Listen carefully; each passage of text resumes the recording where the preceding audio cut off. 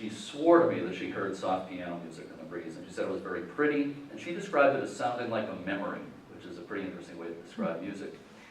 She went to the caretaker who lives in the keeper's house. They have people living out there in the summer. And she said to the caretaker, that was really pretty, who was playing the piano? And the caretaker said, there's no piano here, nobody was playing any music of any kind, so you must have heard the ghost. And again, she had never heard the story before, and she knows that she heard piano music. I've heard that lobstermen passing by in boats will hear that music. So, you know, it may be a case, I don't know, you know, I can't explain this, but it may be a case where people heard the music first, you know, the strange phenomenon was heard first, and maybe somebody made up the legend as a sort of a way to explain that strange thing they're experiencing. Or again, maybe it is based on something that really happened on another island nearby there. But I don't know if we'll ever know the whole truth of Seguin Island. I have 2 more lighthouses to tell you about, and they're both in New Hampshire. On our little 18-mile seacoast, we only have 2 lighthouses. And a lot of you, I'm sure, are aware of the Isles of Shoals, a very interesting group of 9 islands off the coast, divided between Maine and New Hampshire. So the northern part of the Isles of Shoals are part of Maine, and the southern islands are part of New Hampshire. White Island Lighthouse is on the southernmost of the Isles of Shoals. It's officially part of the town of Rye, New Hampshire. And there's been a lighthouse there since 1821. And the most famous person to ever live there was a famous writer by the name of Celia Thaxter. I'm sure some of you in this room know who she was. One of the most famous women poets and writers of the late 1800s, and her father was the lighthouse keeper when she was a little girl, and she wrote a lot in her poems and in her book Among the Isles of Shoals about living there. And she wrote about some ghost stories. Just as a sort of little side note, she wrote about the Appledore Island, where her family had a hotel for many years, also in the Isles of Shoals. And she described the fearsome ghost of Philip Babb, who was supposed to be a pirate who lived on the islands in the 1600s. And she said he would appear in the hotel in a bloody butcher's apron with a meat cleaver and scare the guests in the hotel. I'm not sure about that, but that was a pretty famous legend. And one of the most famous legends of the Isles of Shoals relates to Blackbeard the pirate. This is Blackbeard. Pose doesn't look too fearsome to me there, I don't know, but anyway. We won't go into that. But anyway, the story, some of you may know the story of Blackbeard the pirate that's often told about the Isles of Shoals. They say, you know, there's no proof that Blackbeard ever spent time in the islands, but the story that's usually told is that he was in and around the islands with a young bride. Some versions say like it was his 10th wife or whatever. And this girl was a teenage girl, and that he left, this would be circa 1700, that he left this young bride on one of the islands, sometimes said to be White Island, with his treasure, that he buried his treasure and left his bride there, and said he would return for his wife and his treasure. And he never did, because soon after that he was killed off the coast of North Carolina. And they say that his young bride is now a ghost, a woman in white who wanders, you know, different versions have her on different islands, who wanders the islands saying he will return. This is a pretty famous legend. Some versions have it being a first mate of Blackbeard rather than Blackbeard himself, so there's a lot of variations on this story, but it's a commonly told story. I don't think it's true, and there's no record of Blackbeard ever spending time there. You'd think that somebody would know for sure. He was one of the most famous pirates ever, so I'm not sure that he ever spent time there. But there have been many stories about a ghostly woman in white on the Isles of Shoals, and especially at White Island. This is the last Coast Guard crew at that lighthouse, circa 1986. They automated the light and left in 1986. And among the last keepers, I don't think he's in this picture, but one of the last Coast Guard keepers was a guy named Glenn Young, who lives in York, Maine now. And I met him a few years ago, and he gave me this picture. He took it from Star Island in the Isles of Shoals during a storm. And that light is about 82 feet above the water. That's a pretty major wave. And that happens fairly often in storms where waves will crash higher than the lighthouse there. The walkway between the house and tower was actually washed away by this big storm in April 2007 that I'm sure a lot of you remember. And it was just rebuilt in the last couple of years. But anyway, Glenn Young, who took that picture, told me that when he was a Coast Guard keeper at White Island, every time a storm was coming in, and he would go in that walkway, and he was walking in there, you know, getting ready for a storm, that he would hear a woman's voice. And there was no woman on the island, and he swore to me that he was positive he wasn't hearing the wind or something else, but it was definitely a woman's voice. He could never make out exactly what she was saying, but he always felt like it was some kind of warning and kind of, you know, anxious sounding. And I'm going to play some video. This is not the greatest quality, but it helps tell the story. This was taken during the blizzard of 1978 from the keeper's house at White Island by one of the Coast Guard keepers. I'm sure a lot of you remember the blizzard of '78, one of the worst storms in New England history. There were a couple of young Coast Guardsmen at White Island at the time, and one of them was taking this, took this film from the keeper's house. The waves are coming up onto the island probably a good 50 or 60 feet above where they normally are in this film. And this is a storage shed being moved around by the waves. So again, it's not very good quality, but it gives you some idea how bad that storm was. I'm not sure if it's the same guy who took this film, but one of the two guys out there at White Island later told a friend of his experience of the storm, and his friend is somebody that I know fairly well, and he told me the story. He's a retired Coast Guard officer now named Tom Dutton. And Tom told me that this young Coast Guard guy was getting ready for the storm. He knew a big storm was coming. He was very apprehensive. He didn't know if they would live through the storm. That's how bad they knew it was going to be. And as he was around the boathouse securing things as the storm was coming in, he swore to his friend Tom that he saw the apparition of a woman in white appear in front of him. And he said she actually spoke to him. And she said something to the effect of, "Everything will be fine." Or, "Don't worry, everything will be fine." Something like that. I guess that somehow sort of reassured him. I'm not sure I would feel that reassured if a ghost appeared to me and talked to me. But anyway, as it turned out, there was a lot of damage, but nobody died. Nobody was badly hurt or anything. You know, it could have been a lot worse. At Boone Island Light, just a little bit up the coast, the two Coast Guard keepers had to be rescued by helicopter during the storm. It was actually quite a bit worse. So, you know, there are just many, many stories about this ghostly woman in white. And often it's attributed to the other islands out there, Star Island and Smutty Nose. There's just so many ghost stories out in the Isles of Shoals. One more lighthouse to tell you about, Portsmouth Harbor Light, Newcastle, New Hampshire, kind of my home base. And again, it is now cared for by a chapter of the American Lighthouse Foundation, the Friends of Portsmouth Harbor Lighthouses. We also take care of Whaleback Lighthouse just across the border in Kittery, Maine, the southernmost Maine lighthouse. They're only a mile apart from each other. We've got to be one of the few nonprofits, maybe the only nonprofit caring for two lighthouses in two different states. It's pretty unusual. We have 3 board members here, Sam and Ruth and EJ, sitting back there, who are all on the board of Friends of Portsmouth Harbor Lighthouses, which has been around since 2001. But anyway, I could go on and on about our group, but I better get into the ghost stories here. The lighthouse, by the way, was built in 1878. It's the 3rd lighthouse in the location. There's been a lighthouse there since 1771. The first one was the first lighthouse north of Boston. This was the keeper's house. The keepers lived there for many years until 1948, when the last keeper left and the Coast Guard moved in. This is now on a Coast Guard station. It's also, Fort Constitution is also part of the site there. These are Civil War era walls of Fort Constitution. Probably some of you in this room have been there. And we do open the lighthouse on Sunday afternoons, by the way, 1 to 5. And this Sunday is our last open house of the 2013 season. So you can come and see us on Sunday, or come next year if you can't make it this Sunday. And there it is. Okay, this guy, Joshua Kenny Card, out of about 20 different keepers in the history of this lighthouse, was the longest serving keeper. And he was there for 35 years, 1874 to 1909. Local man from the town of Newcastle, and went to sea at the age of 12 in a fishing boat, was a fisherman for years, eventually ran a stagecoach line called the Newcastle Express between Newcastle and Portsmouth, then became a lighthouse keeper in his 40s, first at Boone Island Light off southern Maine, where he was the highest paid light keeper in America at $860 a year, by the way. It was considered hazard pay. It was actually pretty good pay at the time. Then he came to Portsmouth Harbor Light, and he was paid $500 a year at first. Took a big pay cut. I don't blame him. It's a better place to live.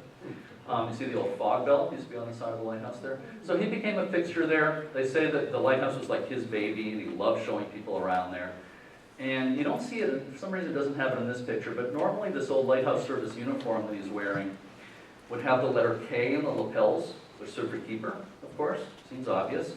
But they say if he was showing people around and they said, "Oh, what does that K stand for in your uniform?" He would always tell them it stood for captain. K for captain. I really believe he knew how to spell. He was said to be a very smart man. But I think he had a sense of humor, and also that he liked being called captain as a sign of respect. So everybody would call him Captain Card, for sure. So that's kind of setting something up. I'm going to get back to Joshua Card in a minute. And I want to tell you a little bit about Connie and Elson Small. The last official keeper of this lighthouse was Elson Small, who's in these 2 pictures, with his wife Connie, in front of the keeper's house here. That was at the end of an almost 30-year career at lighthouses that came in 1946. After living for 26 years on islands off the Maine coast, they were thrilled to live somewhere where they could drive to their home instead of taking a boat, and also thrilled to have electricity for the first time in their lives in 1946. And I got to know Connie later in life, and she always liked to say they went on an electric binge when they moved in there, and enjoyed having appliances and so forth, but it felt very strange to just push a button to make the light come on in the lighthouse instead of slaving over an oil lamp. So Connie went on at the age of 85 to write a wonderful book called The Lighthouse Keeper's Wife. I very highly recommend it if you want to read about what it was like to live at lighthouses. And I got to know her in her 90s. She's 101 in this picture. This is me a few years ago. It's about 10 years ago. And Joanne Yetton and Paul Conlon were two of our board members at the time, and were giving Connie a certificate as our honorary chairperson at that time. She was just thrilled to know that people cared about lighthouses. It made her very, very happy. And kind of setting something up again, and I will get back to Connie in a few minutes. Now, I founded Friends of Portsmouth Harbor Lighthouse as a chapter of the American Lighthouse Foundation in 2001. Soon after that, I started hearing stories from the Coast Guard. Again, it's on a Coast Guard station, so the Coast Guard is there 24 hours most of the year. And I started hearing all these stories from the Coast Guard. Stories about figures walking the grounds at night. Sometimes they would look on their security monitors from their lookout tower, and they would see figures on the monitors that are actually, they have infrared cameras on the ground. They're actually seeing the results of infrared cameras. They would see these figures on the monitors, but not see them when they looked out with their naked eye. Although sometimes they would be walking the grounds, and they would see figures out there. Supposedly one time a guy was walking the grounds at midnight, saw a male figure in front of the keeper's house. He started to say, who are you, what are you doing? And just disappeared. Most often they say it's a female figure walking along the seawall at night. Also in their lookout tower on the main Coast Guard building, they say it's almost every night at 2:30 that somebody will be up there on watch by themselves, and they hear very distinct footsteps coming up the middle stairs about 2:30 a.m. and nobody's there. And I've been told this by a number of people over the years, and I've tried to sort of feel them out and, maybe this is a joke that's passed down, but they couldn't seem more serious about it. A lot of them have experienced it. So, these stories started piling up. So in 2005, we brought a New England Ghost Project there. That's when I first met Ron and Maureen and company. And it was a very interesting night, that first night. Karen Mossy, who's facing away back here, again, the EVP expert, got some interesting EVPs that night, and I want to play you one of them. Now, remember I told you about Joshua Card, how he liked being called Captain, so there was a reason I told you that story. This was recorded late at night at the top of the stairs in the lighthouse, and you're going to hear Karen's voice at first on the recording saying, "Who's there?" Okay, followed by something else. And this one's a little soft, so I hope you can hear it okay. I'm going to try to make sure the sound is up all the way first. Okay. All right, okay, here we go. Kind of soft, I hope you could hear that. It was Karen's voice at first saying, "Who's there?" followed by something else. She feels it saying "captain" or "the captain." It's kind of quick, it's like "the captain." Okay, I hope you can hear that. It's probably not a Class A EVP, but it's fairly clear. And it kind of sounds like "captain." The New England Ghost Project has been back a number of times, both for investigations and for special events. This was, in this one, it was a couple of years later, and you're going to hear Ron Kolek's voice. He was up on the deck at the top of the lighthouse outside very late at night. And you're going to hear Ron say, "Do you like us being here?" And you'll hear something else after that. "You like us being here?" That's pretty loud. That's pretty emphatic. Sure sounds like yes. And it's interesting that a lot of these EVPs that have been recorded there have this sounds like sort of a raspy male voice. And I tell you that I once was giving a tour in the afternoon at the top of the stairs for a couple a few years ago. And as I'm talking to them, I heard, "Hello." And I could have sworn that somebody was a few feet to my right. I was standing leaning against the ladder that goes up into the lantern, and there's a wall to my right, blocking the top of the stairs going down from me. There's this wall over here. And I felt like if I leaned forward, I would have seen a man standing right there. That's where it sounded like it came from. I stopped talking. I said to the couple, "Did you hear something?" The guy said, "I heard a man say hello." His wife didn't hear a thing. We looked downstairs. We looked all around the lighthouse. Nobody anywhere near the lighthouse. Nobody around at all. My wife has been there by herself. Heard a voice. Well, that's strange. Oh, I know why that happened. Because the power cord came out here, so it's telling me I'm running on reserve power. Here we go. Okay. back in business. All right. Nothing to do with the ghost in the machine or anything. The library ghost. Yeah, maybe that's it. So, let's see, where was I? My wife has heard a voice in there. Ross Tracy, a former chairman of our organization, was once up painting by himself in the lantern one day in the afternoon on a foggy day. He had headphones on, he was listening to music, and he kept thinking he heard something, so he took the headphones off, and he heard, "What are you doing?" Kind of like that. And he explored around. He was very skeptical about ghost stuff, but he explored, he looked all around. He said there was nobody anywhere near the lighthouse. There wasn't even a boat on the water or anything anywhere near it. And he decided at that point it was a good idea to pack up the paint and go home. So that's in the Ghost Hunter spent 2 nights at our lighthouse 5 years ago. And the fort next to it, Fort Constitution, that's available on YouTube if you want to look up the Ghost Hunter show, and Ross is in the show telling that story. I got to be the client in the Ghost Hunter show, so I got to show them around there. It was a fun thing to be involved in. You like us being here? You like us being here? Sorry, I forgot I had it on here 3 times. All right, and the next one was recorded, this was recorded the same night as that last one, and you're going to hear a guy named Jim Stonier, who is now the EVP expert of New England Ghost Project. And he is outside at the top of the tower, and he says, "I think you should check the light," followed by something else. I think you should check the light. And again, you know, none of these are heard audibly. They're only heard when the recording is played back later. I think you should check the light. There are theories, some paranormal researchers feel that the spirits are actually able to manipulate the white noise on a recording to create these voices. I have no idea what the explanation is, but again, I know that a lot of them are compelling, that I've been present when a lot of them have been recorded and played back immediately, and, you know, they're not faked, I can tell you that. All right. I want to play you one that was recorded by another group called Seguin Paranormal. They're from Nashua, New Hampshire. They've done 2 investigations there. This was recorded in the Keeper's House late at night, about 12:30 a.m. Keeper's House is now offices for the Coast Guard, by the way, but they let us investigate in there at times. So this is about 12:30 a.m. You're going to hear my voice along with a couple of women talking, and you're going to hear, somebody says, "I heard something weird," and then I say something like, "I scratched my head, is that what you heard?" And she says, "No." But right after that, you hear a weird high-pitched voice, and they feel it saying, "Mary, Mary." So listen. What was that noise? I heard it. My camera closing. No, it didn't come from your camera. I scratched my head in your That's right. It was more like a high-pitched. Did you hear that? Yeah. It's kind of freaky. It almost sounds like a cat, but I listened to it very carefully.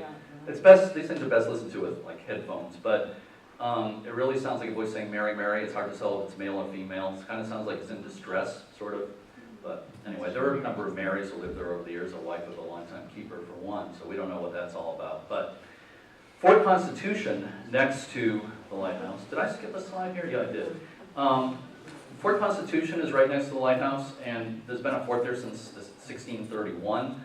These walls you see in these pictures were built in 1808, so it's it goes back a long way. It's a very historic fort.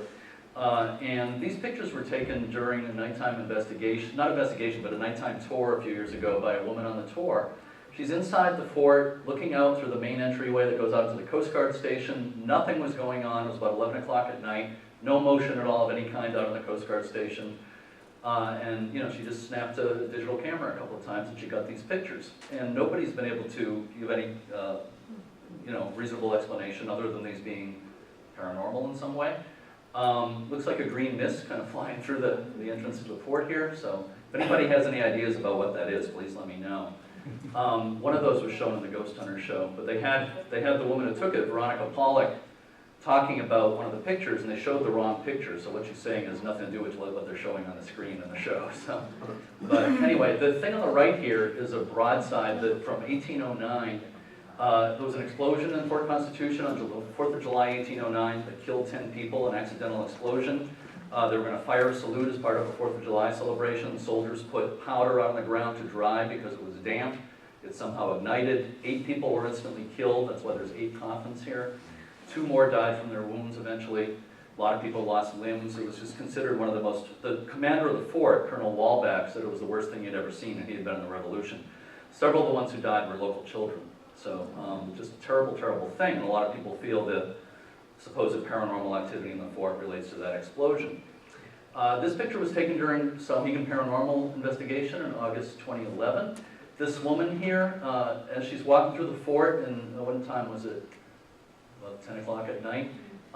She said she felt a hand on the back of her neck, which is actually a fairly common thing. We've had that happen to a number of people there. She said she felt a hand on the back of her neck. Seconds later, somebody snapped this picture, and this is what they got. And I don't know what you want to call this, but this big chunk of light here, it almost looks like something reaching out and touching the back of her neck there. I showed this when I was giving a presentation a year or so ago, and there was a parapsychologist, an expert from England, in the audience, and he got up and came really close. He's looking at it, and he said, "That's a moth." And he said that has to be what that is. He said a moth flew in front of the lens when that picture was taken. My reaction to that was, well, okay, well maybe. But if that's the case, if a bug happened to fly in front of the lens and cause that, that's an awfully amazing coincidence that it happened seconds after she said she felt a hand on the back of her neck. So that in itself would be pretty amazing. I'm sorry, what was it? Way too big? Well, he thinks it's right close to the lens. That it's a matter of perspective, that it's not really near her. So, I don't know. I can't tell you for sure, but I think that's a pretty amazing coincidence of a bug. Yeah. So, draw your own conclusions about that. I got one more story, and then we can take questions, I hope, maybe take a few minutes. Connie Small, who I told you about earlier, author of The Lighthouse Keeper's Wife, and I got to know her when she was in her 90s. She passed away at the age of 103 in February 2005. New England Ghost Project did their first investigation at Portsmouth Harbor Lighthouse 6 months later in August 2005. About 12:30 a.m., we were all in the keeper's house. We were all upstairs on the second floor. Maureen Wood, who I showed you before in action, and trance medium of New England Ghost Project. First she said that she felt there was a woman presence there, but she said it wasn't that strong. Not that she said, oh, there's somebody stronger, it's very strong. And then all of a sudden she started doing her thing where she started speaking as if she was somebody else. Unfortunately, I don't have it on video, but she started speaking as if she was an old woman. And as the first thing she said was, I want to thank someone. And there was a group of us crowded in a small area. I was about maybe 10 feet away from her. Ron Kolek, New England Ghost Project, was right next to her. When she said that, he said, oh, is it me? She said, no. And he said, well, it never is. But he said, is it Jeremy? And she said, yes. And she said, I want to thank you for the gift. And she was talking in a very halting voice. Now again, Connie had passed away 6 months earlier, and as I'm hearing this, I'm thinking to myself, I'm feeling very skeptical. I'm thinking, well, of course it's not Connie talking to me. But there was another part of me that felt very strongly that it was. She didn't say that much more. She repeated a couple of times, I want to thank you for the gift. And after a couple of minutes, she actually just fell on the floor, which she often does when she does this channeling. The theory, Ron's theory at least, is that there's a moment where the spirit actually leaves her, leaves Maureen, and it's like there's nobody in charge before Maureen is back in charge again of her own body. You know, she'll just fall on the floor because like nobody's controlling her. But she was okay, and they helped her back up, and she went downstairs. I was the only one on the second floor. Everybody else went downstairs. I stayed on the second floor for a little while.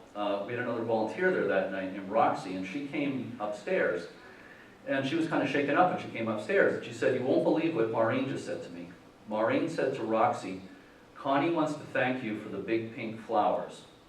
Now, at Connie's funeral 6 months earlier, it was at a church in South Berwick, Maine. Small church with an open casket in the front of the church. I was among the last people to leave the church, but Roxy and her husband were the last ones to leave the church. Roxy had a bouquet of pink tulips. As they went up to the casket, the minister said to Roxy, if you want to put those in the casket, go ahead and do that. She did. Nobody knew that she did that except for Roxy and her husband and the minister. 6 months later, Maureen Wood, who had never heard of Connie Small before, never met any of us before that night, out of the blue said to Roxy, Connie wants to thank you for the big pink flowers. So, it's pretty interesting. And a little while later, Maureen said to me and Roxy together, Connie wants to thank you for being at her funeral. It's the only time I've ever heard that sentence. But, you know, so I can't say anything, you know, none of this is for sure, but certainly I left that night feeling kind of a little less skeptical than I had been about a lot of this before. It was a very, very interesting night.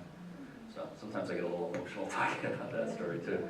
But I just want to finish by telling you some of these sources of information. My own website, wingthelighthouses.net. New England Ghost Project, Ron Kolek and company do a lot of special events. He does a series of dinners at the Wyndham Restaurant in Wyndham, New Hampshire called Dining for the Dead. He does a lot of great events. My van tour company, New England Lighthouse Tours, the American Lighthouse Foundation, and Friends of Portsmouth Harbor Lighthouses. Again, the lighthouse is open every Sunday afternoon. We have other special events, cruises and different things. We have haunted tours occasionally, 3 or 4 nights every season. We have our last night of haunted tours for this year, this Friday night. I think they're just about sold out, but if you, it's not on our website, but it's a benefit for another group that's along with us. So if anybody's interested, get in touch with me and I can find out if there's any spaces left. But anyway, I hope we'll see you at the lighthouse sometime, and I'd love to take any questions that anything you might have. Yes? I have a question. You mentioned in some of the situations that they never could tie that person in with the lighthouse. Didn't they have logs whenever the keepers were living there? Did they not do logs? They did, but most of those logs are lost. Most records, there are payroll records of lighthouse keepers from about 1850 to 1912 in the National Archives. But for the period before that and after that, it's very difficult to find all the records. Some of the keepers' logs have been kept, some are in the National Archives, some are scattered in other historical societies, but a lot of them are lost. So there's big gaps in the history. So sometimes it's possible to find out a lot about the keepers, other times it's not. So. Yes? What was the song that she played on the piano? I have no idea. If you read some, because again, I feel it's a legend, I don't think it's a true story, but some versions of the story, if you, in some books, will give the name of the song. I think there's a few different names of songs out there, but I think the person who wrote it made it up, Were any of them ever buried on the property when they died? Not that I can think of. They might be buried in cemeteries nearby. Joshua Card is buried just a couple of miles away in a cemetery in Newcastle, so that's fairly common. But I can't think of any keepers I know of who are actually buried on the grounds of a lighthouse. You said something about Egg Rock? It's probably all bedrock. Oh. I was just wondering if you said something about Egg Rock. I grew up in Lynn, Mass, and there used to be a lighthouse that's gone now near there on an island called Egg Rock, and there's a famous story there.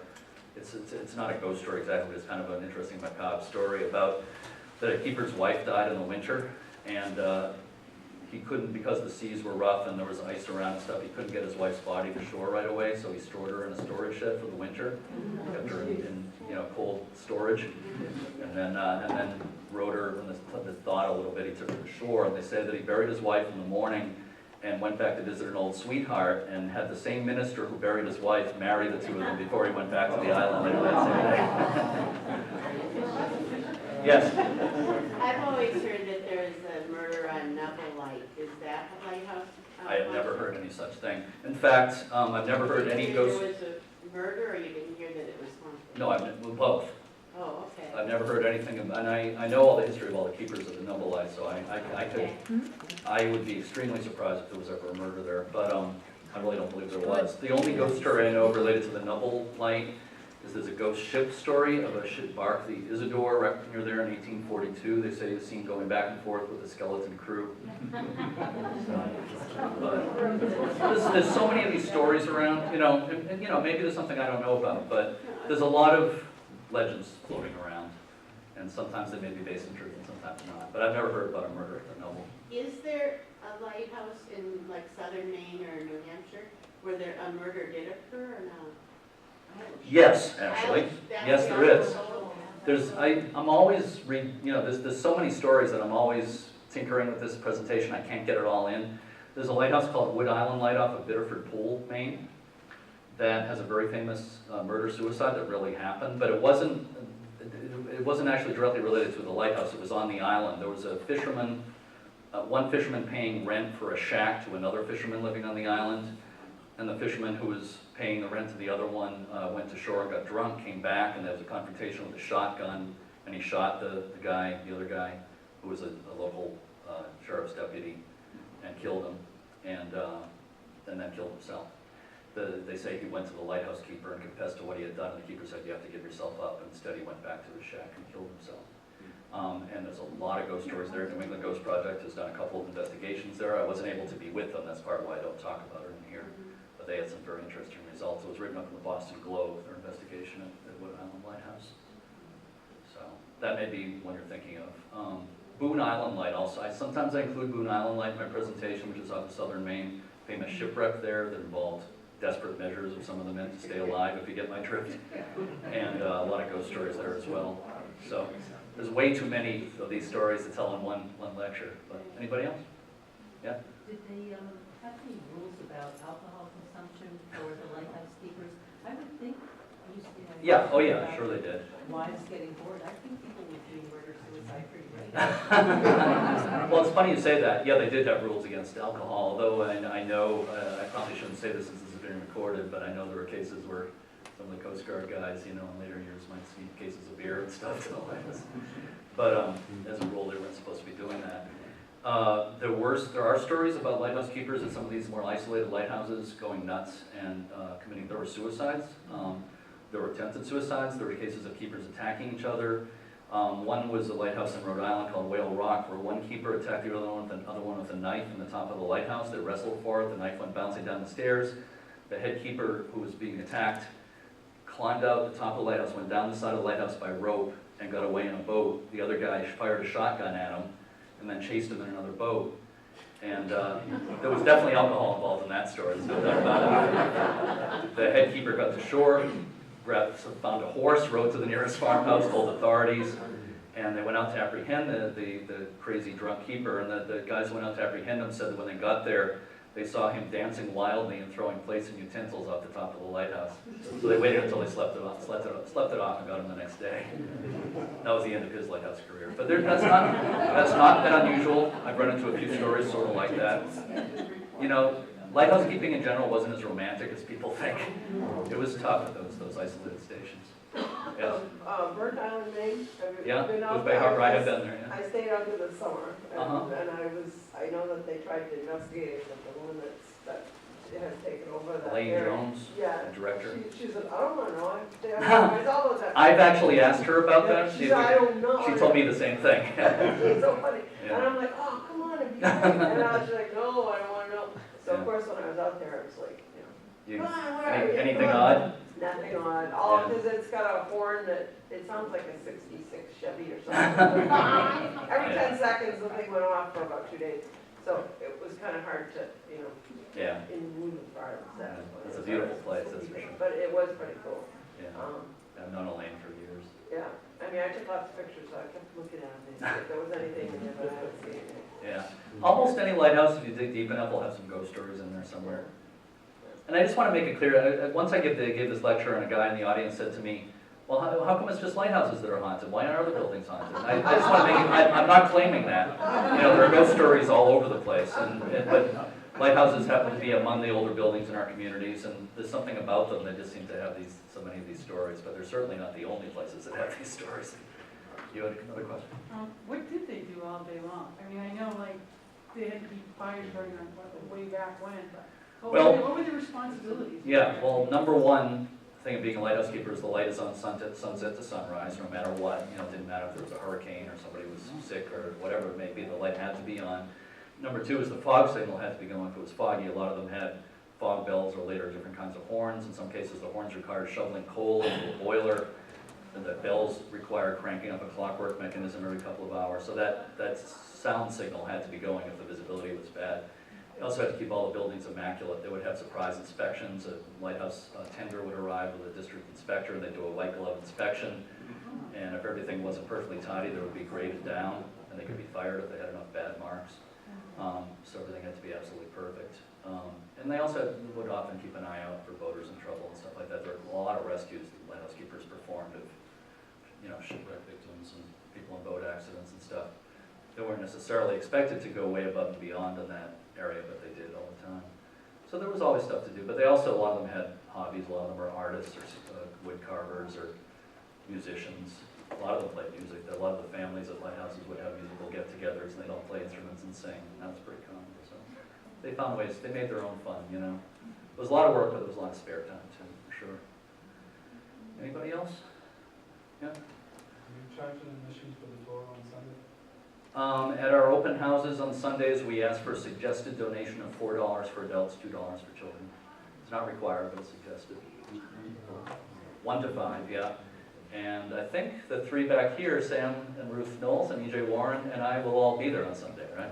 See ya. So Portsmouth Harbor Lighthouse in Newcastle. It's in the town of Newcastle. It's off Route 1B, which is the main road that loops through the town of Newcastle. Directions are on our website, portsmouthharborlighthouse.org. It's pretty easy to find on the Coast Guard station there. Right now, the Coast Guard station is all dug up. They're replacing all the water pipes, so it's a little bit messy right now, but you can still get over to the lighthouse.